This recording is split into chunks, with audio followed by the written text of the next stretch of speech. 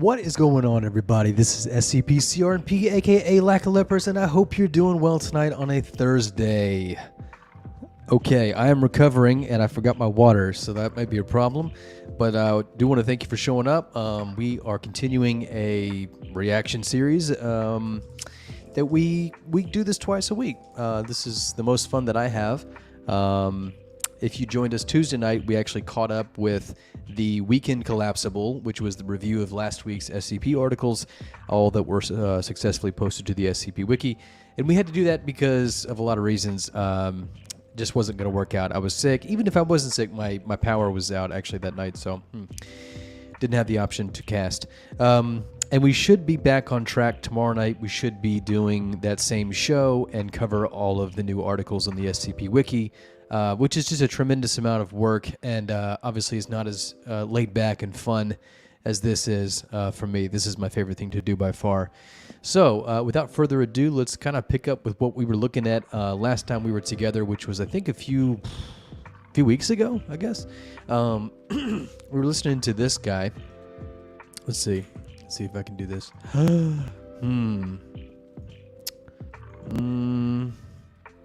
No, that's not it. Let's try a different button. There we go. Okay. Here it is. This guy. The Scip Squad podcast. Scip Squad. Kind of sounds like, I don't know, it's hard to say. Scip Squad. So this is the podcast, recent podcast by Luxakio, who's an artist, and to Staffer, who is a very prolific author on the SCP Wiki. I think last week, if you watched what we did on Tuesday, we noted that to Staffer had written 4 articles in that week, which is just a lot. I mean, it's really, really a lot. We're getting sort of to the point, because I noticed that there's at least one this week, too, from to Staffer. We're getting to the point where it's almost like it just feels, a little too rushed. Feels as though the author is just trying very hard to do a lot of quantity over quality. I do wonder if they would be a little better had we a little bit of a pause between these being released. But having said that, they are above average articles, every single one of them. So you got to give that to Staffer. That's pretty cool. And I have a lot of things to say about to Staffer's articles. They have a tendency to sort of force the Foundation into being less than competent in order for their skips to work. This was the case with the Tidal Wave, and it was also the case with Senior Pig, and I think even one more too. So that's certainly something that I got my eye on that I think is interesting, because if you listen to this podcast, as we did last time a little bit together, to Staffer is really quite insightful when it comes to the writing process and containment fiction and the idiosyncrasies of the genre and what it means to write for it. So just an interesting juxtaposition of somebody who apparently is thinking very deeply about these things, but who does not really care to abide by some of the more fundamental principles of the genre, particularly if you're dealing with something like the Foundation. So let's get into it, though, because we were about 17 minutes in, and there's a whole lot more to get to, and I'm pretty excited about it. I like these two hosts. I think they do a fantastic job so far. So let's check that out. 634 Out of Order, which was the first ever article I read with my all-time favorite containment class, the basic ones are Safe, Euclid, Keter, but this one introduces Archon, which is basically, it could be contained, How y'all but doing? The world is better off if you don't contain it, which, this one is funny because it's just out of order signs that if you put on a door to a room, it makes like everything in the room broken. So like if you put it on the door to like a kitchen, all of like the blender and oven and stuff just won't be able to turn on, and all the forks will like fuse together, so they're just like spoons. The drawers just... Now, I don't know if to Staffer said this or not. It sounds like to Staffer said this is the first Archon article.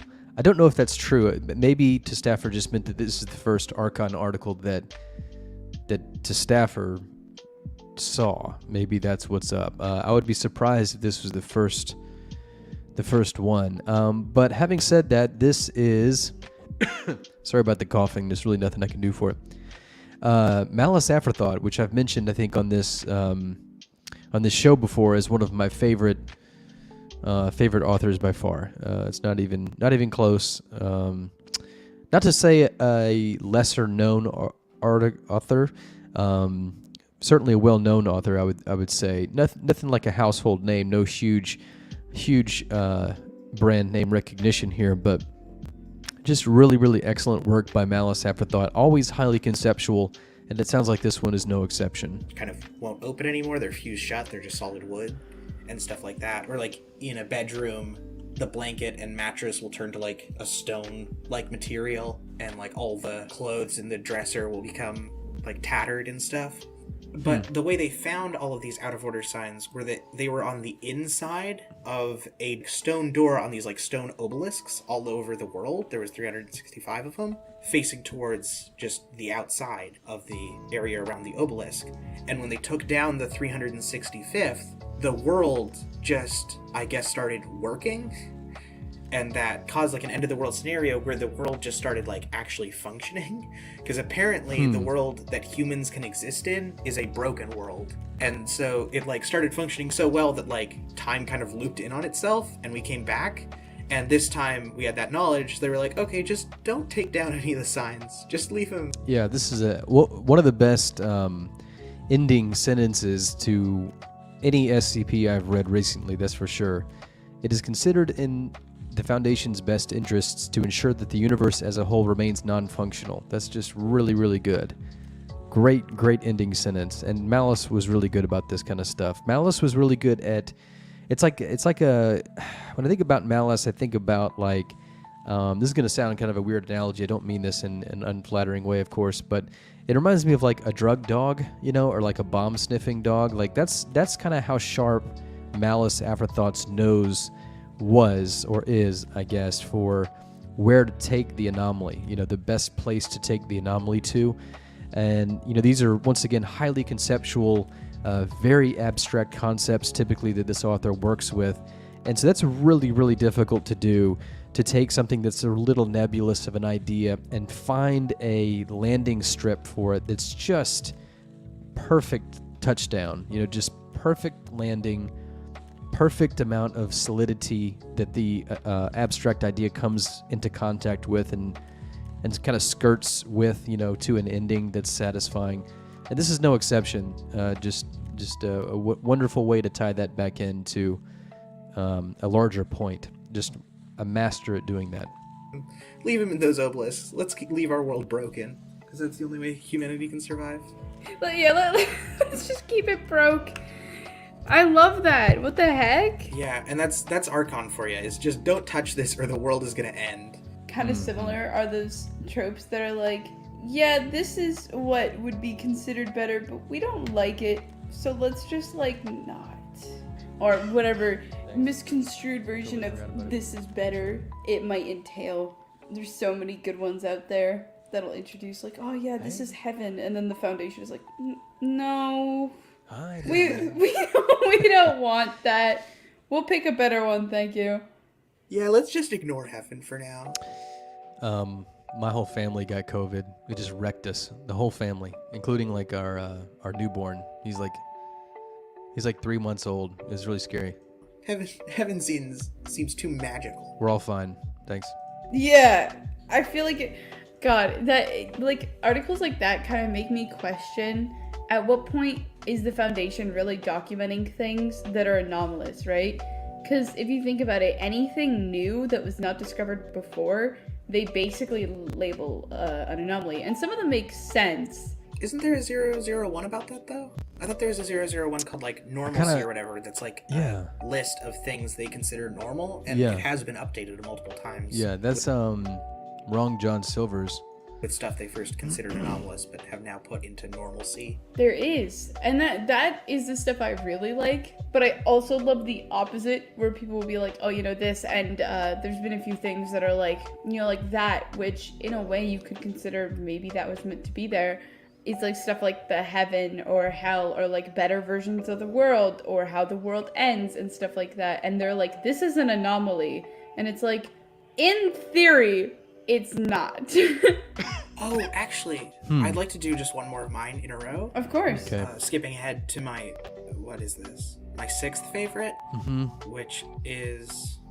I also think I forgot to mention who wrote Out of Order, which Out of Order was by Malice Aforethought, and Eat the Sun with Seth Uhar was by Decoy Mesa. So I just wanted to shout them out. But this one is SCP-4228 Karma Chameleon by T. Rutherford. T. Rutherford is someone I had read a bunch of their stuff before I really started looking at authors, which I feel bad for. The first 2 years I was reading this site, I did not care about who wrote stuff. Oh man, and that's going so back good. And re-looking at some that I don't know, man. read Maybe that should be the way that it is. I mean, that's the way it initially was. Right? I mean, no one really knew who wrote what. Certainly is the antidote to the problems that the SCP Wiki has. So obviously, it's not an ideal solution because you want to be able to identify people who wrote what, right? But it's almost like giving that to a kid who can't handle the responsibility of it. That's kind of what the SCP Foundation is. It's like, the kid has got to be able to get to school and back, right? So you got to give him a car or a bike. But it's the kind of kid who would go and either wreck it or sell parts off of it for meth, something like that. That's really the predicament that we're in. So it's really, you're damned if you do and you're damned if you don't. But yeah, I mean, I'm not gonna lie.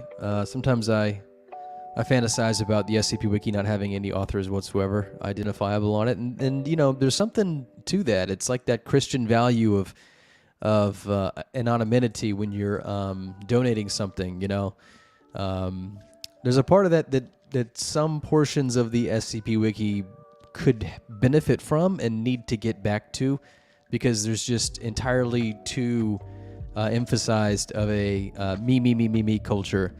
Look who wrote this, I wrote this, my name is... I mean, you have authors these days who will put their name all over an article several times. And in fact, one of them is to Staffer. To Staffer usually has the name, right underneath the rating module, and then has a collapsible at the bottom that says more from To Staffer, more from this author.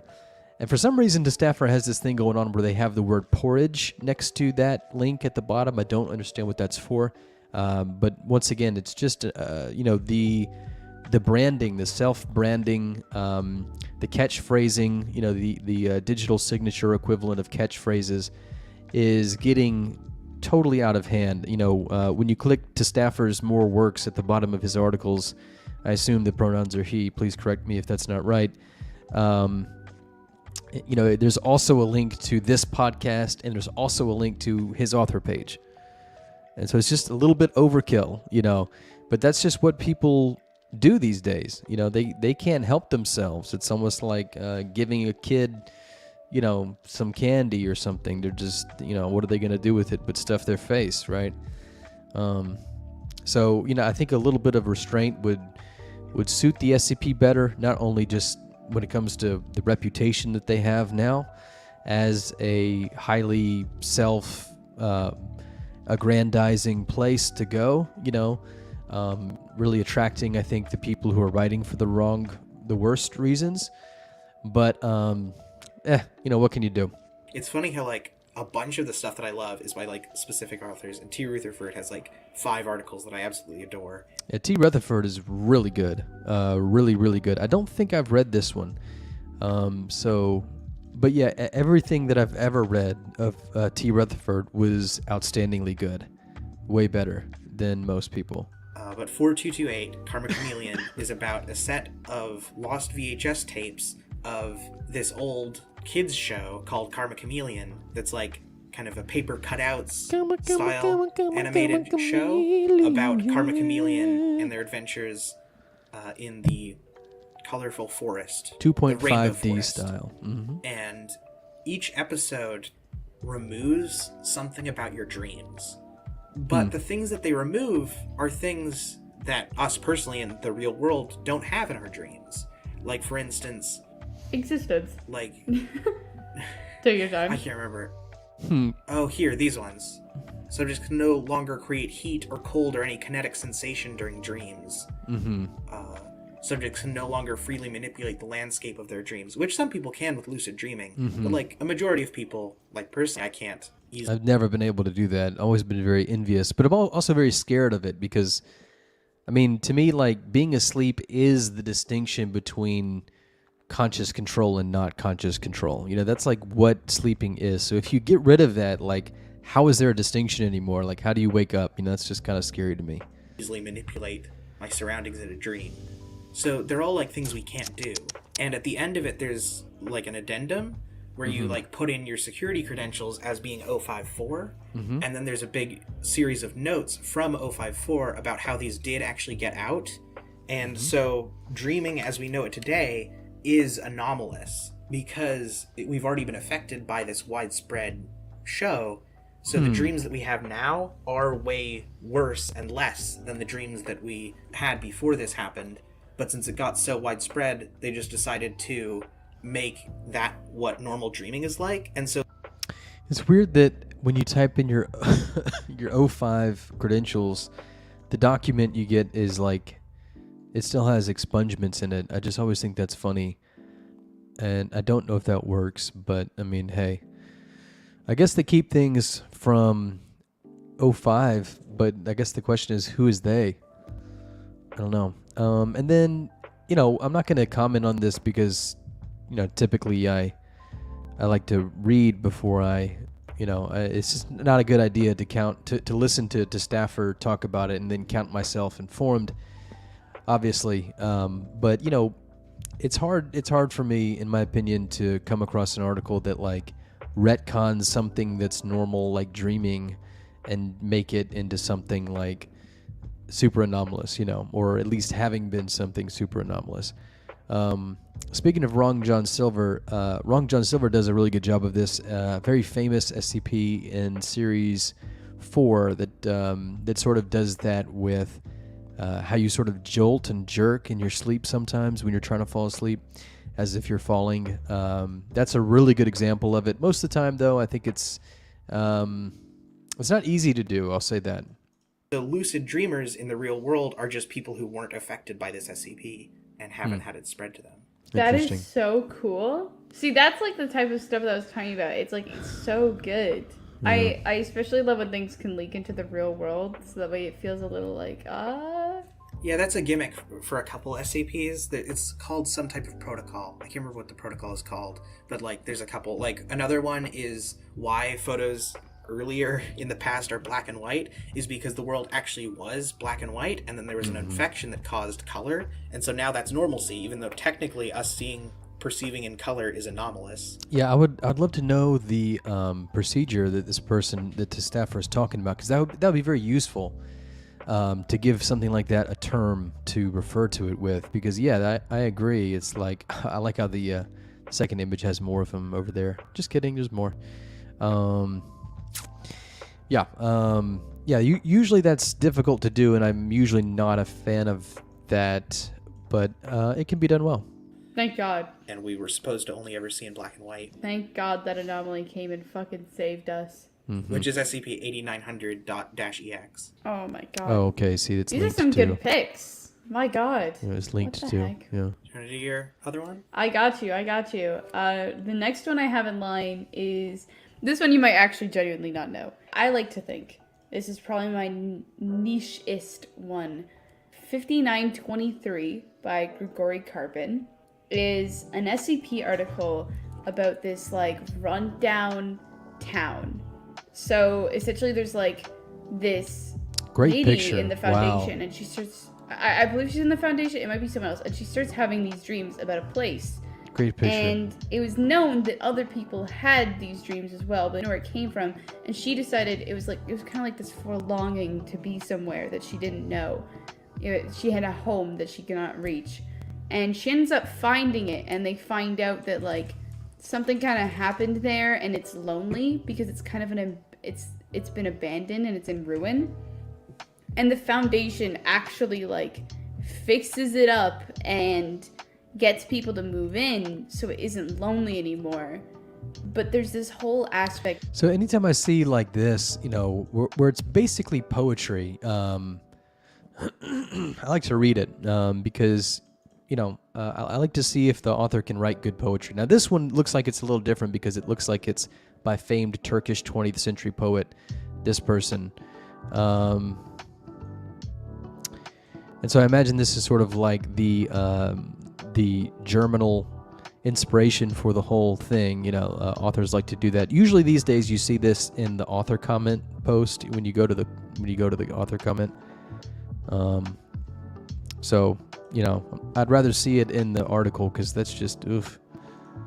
To it about not most people would describe it as nostalgia, but it's more like this feeling where like you might look at an image of something and yearn for it in a way that it's like, I haven't been here, but I feel like I've been here and I miss it. So it's like deja vu? Or like there's a place out there that is home and it is not where I currently am. I am plagued with this feeling, and this article reached so deep into me, grabbed me by the fucking neck and went, cool. It's so good. It's so good, and it also involves dreaming, and it's just such a nice calming thing. I really recommend it for like a self-care day if you ever want to feel self-care day. That's good. Yeah, great image. I mean, my gosh, what a captivating image right off. Looks like it's been chopped just a little bit, but what a nice blend. Excellent photo there. A little happier about life. You should read it. I always adore that feeling. Sometimes when I go like on vacations, family vacations, like smaller towns, even though like I don't have any want to live in a smaller town. I mean, I did for like 4 years and it wasn't that great. But anytime I go to one of those, it's just like, well, this is probably home or whatever. It feels like that. Yeah, right. I get a really extreme feeling like it when I look at planes or stars. And so when I read this, I just never expected someone else to put it into words for me. Oh, isn't that a great feeling? Or to explain this feeling, because I kind of felt like I was alone with it. And that's it. Yeah, the one article that did that for me, and it's just so funny because when somebody does that, it's like you're just so thankful to them, you know, like this is really the magic of writing, right?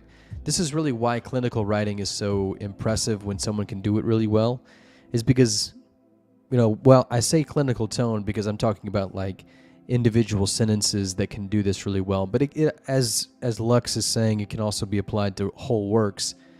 But the really cool thing about it is just crystallizing a thought that you hadn't, but before that moment, been able to crystallize. You know, to like totally see, totally grip in the hands. You know, it's like a gift, really, that the author gives you. It's like, hey, look, I found a really good way to describe this, you know, this feeling or this interaction, or, you know, I found a way to, it's almost like charting a map through some wilderness. Like I found a way to get from point A to point B in this sentence, and here it is, you know, or in this tale. And so one of the SCPs that I always think about is this one, SCP-4321, which is Captain Kirby's 4K entry. And the title of it is what I mean. The article is meh, but the title of it was just always stuck with me because it's something that I've felt for so long and that I could never put my finger on in words. And so it's sometimes I look at the sky so I can feel small, and that's just perfect. You know, it's just such an important thing. Oh look, this one is this empty? Someone should run to this one real quick. Oh no, it just isn't. It isn't named. Never mind. Made this article really, really special. So I was like, whoa. Like, I've been to places, like, there was a cottage I went to in January. So nice. And I was like, this feels like I could have lived here forever. Like, I feel like I had memories here. And it's so strange. And it's not a feeling people have ever talked about around me. And I was like, this is great. Yeah. I need more articles where emotions that aren't common are, like, brought up, because that was just fantastic. I don't have much else to say about it. It's really good. 5923, Grigori Karpin. Cool. Well, way to go, It's weird Karpin. that it's a desirable feeling, but it's just so rare that, like, it is very desirable to have, like, that melancholy feeling, and it definitely, like, brings that out. Yeah, like, I don't think I would ever want to seek this feeling out purposefully, because in a way it's, like, it's kind of sad. Because most of the time, when you feel it, it's something you can't have, or something that is impossible, or something you don't know. Which means it can take a really long time to find it. But at least after reading this, if you're someone like me, you might feel a little less like it's just you who has this problem. Now you'll know that many people, all 175 upvoters, feel the same. Cool. Very upvoted piece. Very That cool. might be the lowest upvoted thing we've mentioned so far. Yeah, this one's well. really, well, Yeah, this one's pretty niche. Sorry, I had another thing open. I was like, oh, is this one it? I'm like, nope. Niche. 175 is niche? God damn. Yeah, 4,000 only has 25 upvotes. Pretty niche thing. Yeah, 4,000 only has 174. It's just lower. And what do you have next? I've completely abandoned going down my list because I've been clicking through because I opened all the tabs of my top 10 and I've been clicking through and I remembered this one, which I have to mention now. It's by Storm Breath. It's 3477 and it's called Will the Real Harold Holt Please Stand Up? Okay. Good reference. Which is about the real life Prime Minister of Australia, Harold Holt, Right. who ran for a term. He was the 17th Prime Minister of Australia, and in real life, he did disappear off the coast of Australia just when he was going for a swim. What?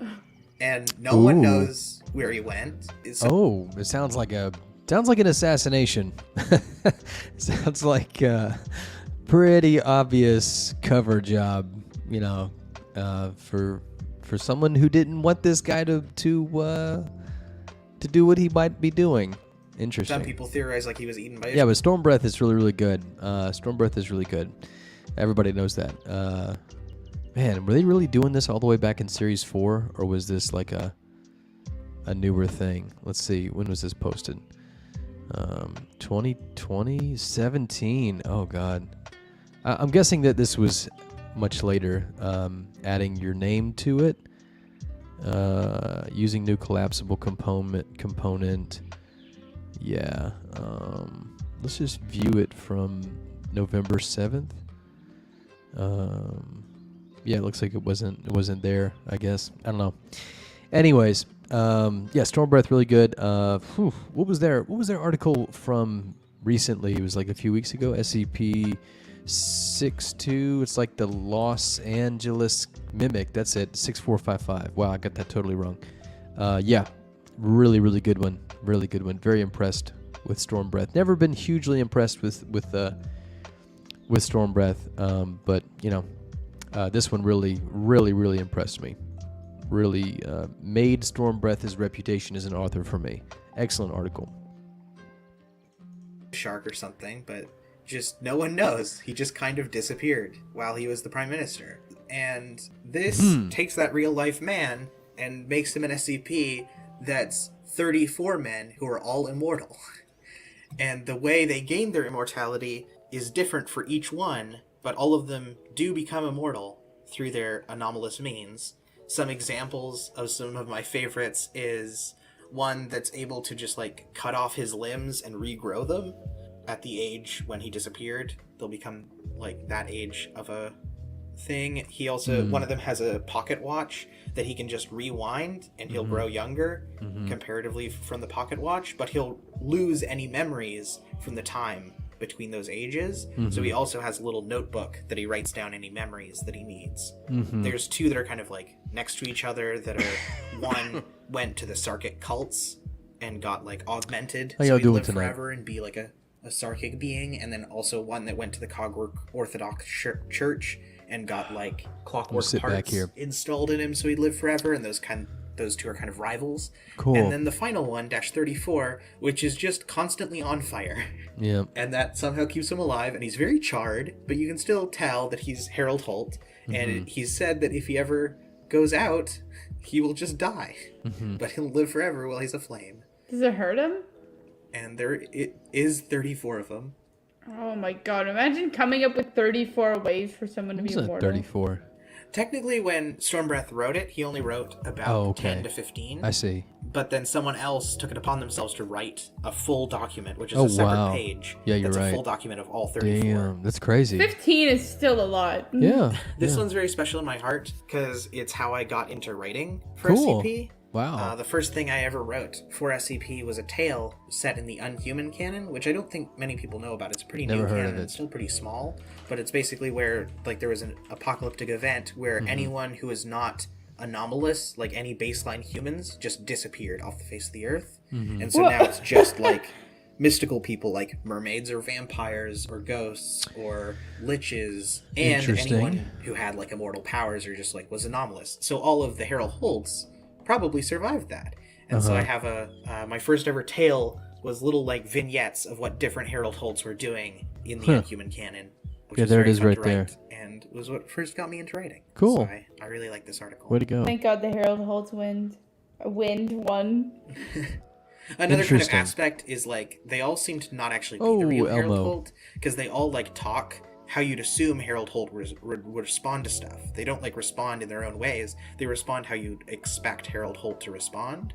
So they're probably all just like clones of him or whatever. But we don't know. Yeah. Maybe he's split. Or like, for every Harold Holt, there's a reality missing one. Yep. Feel bad for those, he was a real staple. Were you without Oboe it? Band Geek. Why do I know Oboe Band love that. Geek? That's Why so do I know this cute. name? Little Harold Holtz everywhere. So What I've is heard a Oboe little Band Geek? rumor. I got a Since message from 2013. someone. Holy Maybe crap. it was you, maybe it wasn't. A little while ago, that your next one is a tale. Is that true? Is this rumor confirmed? Is it? Yeah. Is it? Looks like it, guys. I don't know. The press was getting mad at me. Drum roll, drum roll. Based on Will the we track reveal this? listing. All right. I guess I have more than I thought I did. My next one is in fact. Hey, don't tell anyone this. Mm-hmm. It's actually a tale. That's what I heard. Who told you? For me, it was Luxico. Oh no. It would have actually probably been my second favorite, but there's a funny little article called Breakneck by Rounder House. Have you seen it or read it? I don't Nope. think I have. I recommend it. Rounder doesn't write tales very often. Most people know him for stuff like 6,000 and stuff like that. But in this thing, it takes place in this off cyberverse kind of planet where there is a Wanderer's Library and a Foundation like car. So they're essentially like they're street racers and they're representing these places, except they're like racing teams this time. And there's like the Serpent, and I forget what the Foundation was called. But it's this really detailed piece. Whoa, that rest in talks peace, about, headphone like, users. This acceleration of the vehicles and this like anomalous fight. They like the cars can like spawn magic wisps around them, and it's like talking about how fast they're going. Insanely fast, by the way. Like they break the sound barrier or something like that. It's so cool. And like I wouldn't think I would like it because the concept of Simple is literally just a street race and it describes the street race. But Rounder added music and you can like listen to it and it really gets you in the mood. And by the end, you're just like, I've never had an article leave my heart beating so fast. It was like, oh my God, I feel like I was in this race. I feel like I was the one on the wheel. That's pretty good. When was this written? So I want to say I just opened the page to just check if I did recognize it or not. First of all, vaporwave aesthetic is so good. I wish more pages used it. It's such a great theme. So true.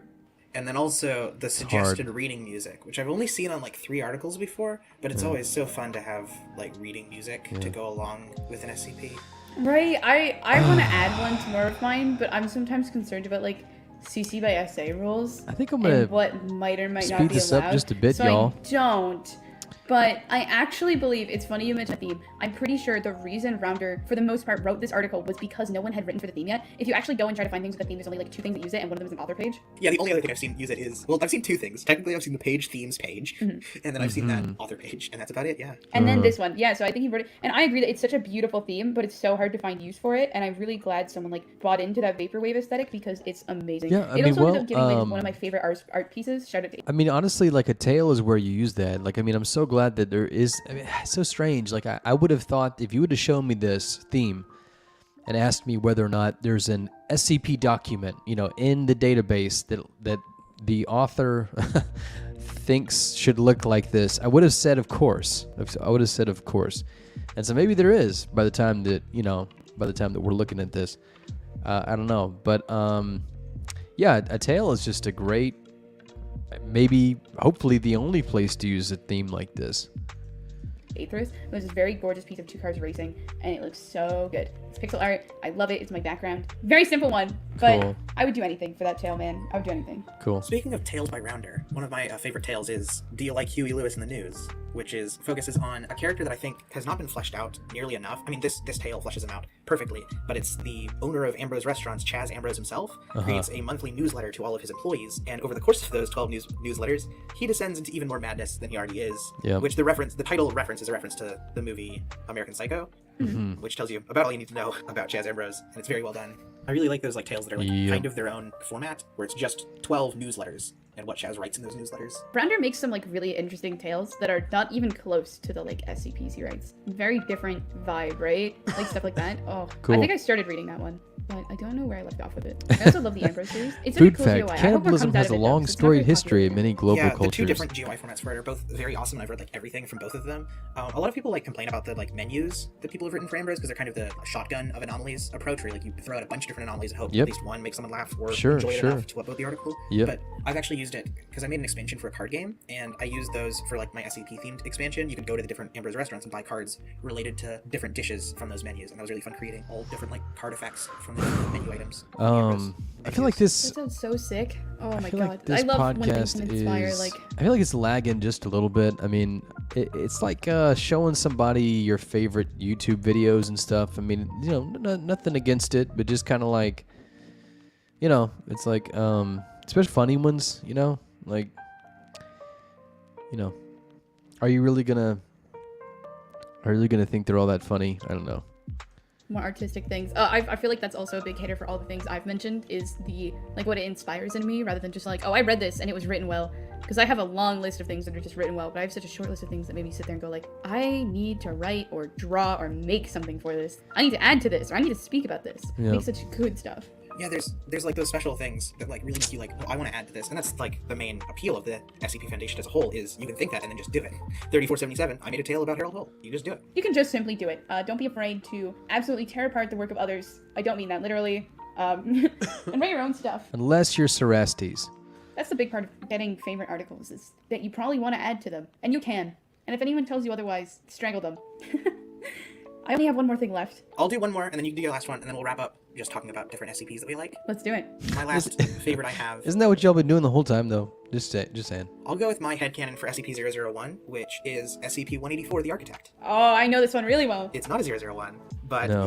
it's been talked about quite a lot, but it's SCP-184, the Architect by Dr. Gears? Yes, Dr. Gears, which has apparently one of the longest discussion pages ever. Really? Looking at it right now, it's got 170 comments, Yeah. and all of them really flesh out the article a lot. Like, the article is Really? great itself, but like some of the discussions people had with Dr. Gears really flesh out the article to like the nth degree Really? about what this little object can do. And this is one of those ones where there is a story attached, but what I really enjoy about it is the actual just like object that does a thing. Object what does a thing, which is a Yep. little metallic object that if placed in a room starts expanding the room, and once it makes the room like 3 times as big as it normally was, then it starts making new rooms that don't make too much sense, and then start using different objects from the initial room to make actual like full rooms out of it. Like for instance, when it was placed in a temple and expanded the temple, one of like the far out rooms from the center room was just all made out of jade. It just looked like a normal temple room, but it was just all made out of jade statues. Just the entire thing, the chairs, the tables, the dressers were all just jade statues.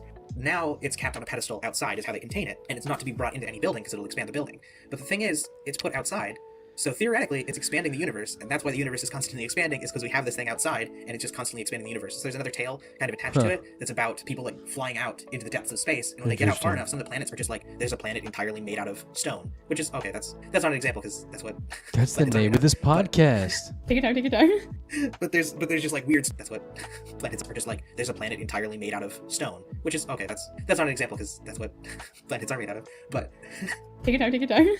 but there's just like a planet entirely made out of stone. That's pretty weird funny. stuff when you go far out into the galaxy. And it's because the entire Hey, great naming of this podcast episode from that one. That was totally worth the wait.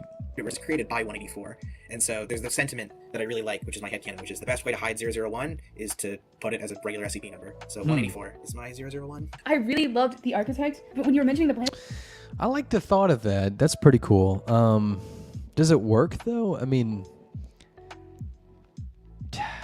like not really. Like how could you communicate that it is 001?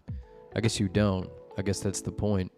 I don't know. It just kind of is a non-starter. It kind of just, like I dig that. It's just that it reduces everything to no SCP-001. I guess. I think I like completely. It's such a long article, and it does so much exploration and talks about so many things. I completely forgot about the entire portion. Oh, to be clear, that is another tale someone else wrote that's associated with it. That's not part of the actual article. Okay, yeah, I was gonna say I remember it, but I was like, oh my god, it has Oh god. so much expansion which you don't expect, and the planet thing was so like funny to me. I think one of the rooms I remember specifically was just like it being made entirely out of like copper pipes or something, Yeah. or like one of the planets was just made of like pipes. Kinda and I thought- sounds like, for some reason I thought that was so like good. Like you're Kind of just sounds like back rooms. Don't hate. like traveling out, and at first you're like, oh yeah, this is like totally normal. And you get to a certain extent, and you're like, this is literally like an espresso machine planet. What is happening? Or yeah, like I think there was like a planet where like it had rings, like Saturn or whatever, but the rings were just made out of like microwaves or something. Just like a bunch of small microwaves floating around the planet. Yeah, it's less like material, and it becomes more like objects and man-made things. And then they're like, we are out in the middle of space. What is happening? Because like the center, the heart of it is Earth, and when we create stuff on Earth, then it has like new stuff to like copy and create from. So then it just creates a bunch of stuff out into the universe. It's such a cool one. And it wants more microwaves. Mhm. Yes, my final favorite is God. This one's popular. This is popular. I don't think as popular as the first two, but it's 2480 by Metaphysician. I don't know how big into sarcasm you are, but I'm quite Nope. obsessed with it. And another thing I'm really obsessed with, you mentioned cliches, is like exploration and MTF teams. I prefer when the MTF team makes it out alive, which is much harder to find. And surprisingly, in this Yep. article, it talks about this town that is essentially acting really weird. And when they send agents in, they're like, they find these GOC transcripts, and they find out that like you can take something to see what is actually happening, and it's essentially like a psychic overlay. Yeah, there's a and they end up traveling through this cultist house, and they find this really weird terrain. In the end, I think all the GOC members die, but it was in a way that was so different from other articles. And the MTF2, I don't recall if any MTF died. It kind of spoke about how they Jeez. realized that they could save themselves, but they chose not to, and they were slowly picked off one by one. But it was less like there was a monster chasing them, and it was more like they were their own downfalls. Less than like a I lost my sanity way, but more of a I made a mistake I knew I shouldn't have made, but I just did it. Very gory, and less in the laugh is fun way. More of like I just crushed all your bones into a really small hole way, which isn't very pleasant if you ask me. It was Not at actually all. the thing that really inspired me. It inspired Gregory Carpin too, I know that, and I get sad about it because it's supposed to be my article. It was one of the things that made me a big fan of Metaphysician and Sarcasm, Cool. just because of this. It's very popular, but I hadn't read many things with like areas that were affected. I mostly read where you go somewhere and there's already something, but when they look at this town normally, it is just a normal town in retrospect. If you don't take anything, there are people that lived there that were just people who were like, I'm gonna move to this town, and everyone was like, okay. And they don't know. They don't know that surrounding them is a bunch of cultists, and I One think second. that's Like it definitely felt a lot like an Innsmouth type I'm of back. town, where there's just like people who live there and have just their everyday lives in this like horrific cultist hotspot. And God, are they been chilling? And most of them aren't aware in this scenario, and they just like do their thing. There are some people in it who are Never like read gone this insane, one. and I think it's a matter of how long you've been there, because a lot of the time they were described as old. Such a good article, super long. I've mostly listened to it. Or more people like who know but don't point it out because they know like if they do, they're just gonna get swallowed and killed. So they just are like, well, I know that there's such horrific stuff going on here, but better to ignore it to survive. Yeah, I remember there's like a fisherman, and they were like, "Hey man, what's going on here?" And he was Yeah. basically just like, "I don't know, man. The fish are pretty crazy out here." That's not even close to what actually happened, but like close description. You know, like everyone they asked was like, "Man, crazy you ask. What are you talking about?" But then they put it in a way that's like so clear that they were like being. We're gonna really get through the rest of this.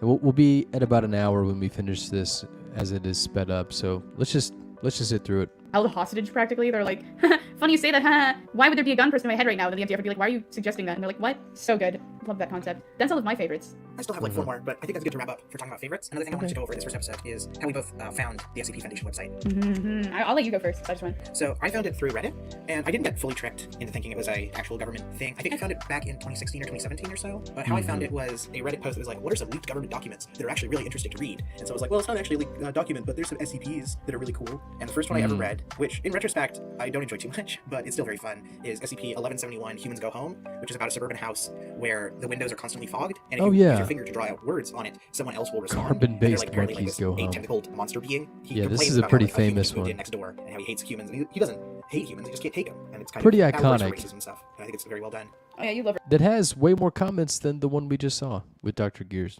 Just FYI. racism. I can't get enough of it. Yeah. But it just Totally really intrigued racist. me. And then I started, like, obviously linking around different stuff. And for the next, like, 3 or so years, I was just, like, on and off and didn't have an account, just, like, randomly looked at articles. Like, He was a bit lippy. It's a good article. like binge it for like a full month and then forget about the whole website for like another year and then come back to it, and then finally I decided to write for it, and then I started this podcast about it, and that's where I am now. Man, you really summed up a lot of time in the end there. Yeah, and then some boring stuff happened when I became a writer. Yeah, and then I wrote, and then and then I started a podcast. And it all happened really fast, really fast. Oh God, my God, I wish I had something like neat and tidy like that. Unlike you, I was tricked into believing the SCP Foundation was real. You were? I didn't know this. Yeah, so my whole life I've been into horror, creepypasta, slashers, and I was like one of the first kids in my entire school who had access to the internet and would go into that stuff. So I was a fan of YouTubers and all that, all the way back in like 2009, which from what my age was really strange. But I was introduced when my classmate who sat next to me on the bus, and is still my friend by the way, was like, I found this really cool thing called the SCP Foundation. Let me come over for a sleepover and we'll watch these videos I found. And they're like, yeah, there's these people and they find these files and they read them to us so that way the government can't like find out about it and it's so secretive. And we watched Tat's Top 10 videos, or Volgun videos. Wow. I don't know if Volgun was around at that time, but I know Tat's Top 10 was. Top 10 scariest SCPs that could kill you. Yeah, we watched like top 10 friendliest SCPs, and we watched that, and I did so enjoy. I was like, oh my God, this is insane. And at the time, everything was really simple, right? There's nothing super in depth for someone of my age at the time to be like, oh no, this is too much. Do you know what series it was, or what year? We were in series 1. God, it would have been 2009 to 10, Wow, or that's maybe crazy. 2011. Oh wow, very early. Yeah, it was when the site started. I think 2009 wasn't necessarily when I like watched Oh, it. well, My look, friends told me about it. this, maybe to staff mentioned it, but this is like, don't classify it as SCP-001, and then it leads to this. I mean, I guess that's where the headcanon came from. I just thought that, I didn't realize there was a tale about it. Here's the tale.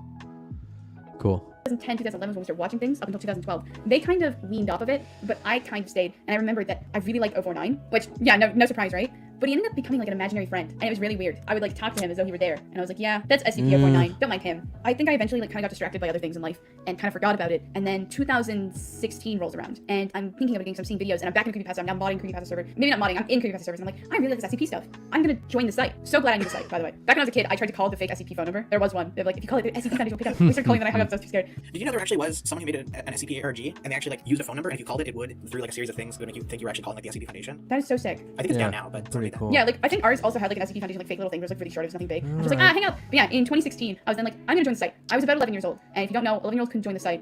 I have papers. If I could show you, I would. I wrote down the rules. I wrote down like CSS things, like how to make things bold and how to add a rating module down on paper. And I made like notes like, what do people like? What do people not My like? God. Like tips and stuff, right? And I wrote the password down and I signed up on this account. Signed up. Forgot about it. I joined the site again because I'm on Amino for it, and I'm like, and I would really like to talk with the authors. And someone's like, well, you can. Here's insert server link full of authors, and that's how I became an artist and author for the community. And it was so strange. I one day find out that my other account was a member of the site. So I now have visible proof that I've been in the site since 2016 when I was 11 years old. You got a That is sock just puppet. absolutely- Yeah, I think I'm glad I have a Get really unique story. banned. Lucky me. So I think that'll wrap it up. On my recording, we've got exactly an hour, so that probably won't translate to a full Yeah, hour. But okay. do you have any wrap-up stuff? I'm Iko, I'm super cool. All of my recommendations were much better than T Staffers. Smiles. Yeah, definitely just go read all of hers. Don't read any of. All right, so that's about it. Yeah, so I thought that the second half of that was like, I don't know, a little lagged just a little bit. Wasn't as interesting, I guess. Maybe it's because I'm still sick. I'm sorry. Maybe I'm just not doing a very good job here. But yeah, I think we'll probably come back to a second episode of that. I think that was good enough. I may screen it just to make sure that it's good, good enough all the way through. But really, the first half of this podcast was so cool. They got into some real philosophy of confic, which is right up my alley. I just love it. Really got into that and talked about the details of what it's like to write, and so that's my stuff. I love that. So anyways, thanks for joining. This has been kind of a chill night, but I'm glad that we got through this episode. I do think this is a cool podcast. Check out the rest of the episodes. I think there's at least 4 as of 10 days ago, so that's pretty cool. And I will listen to more of them. We'll probably move on to a different thing come next week, but be sure to tune in tomorrow night. We'll do the SCPs. I think Harmony's going to join as well just to help out because there's too many for me to do by myself. And so I hope you join us for that. And once again, thanks for coming in over here tonight, and I do appreciate it very, very much. And I hope you have a great night. This has been SCPCRNP, a.k.a. Lack of Lepers, and always a pleasure. Take it easy.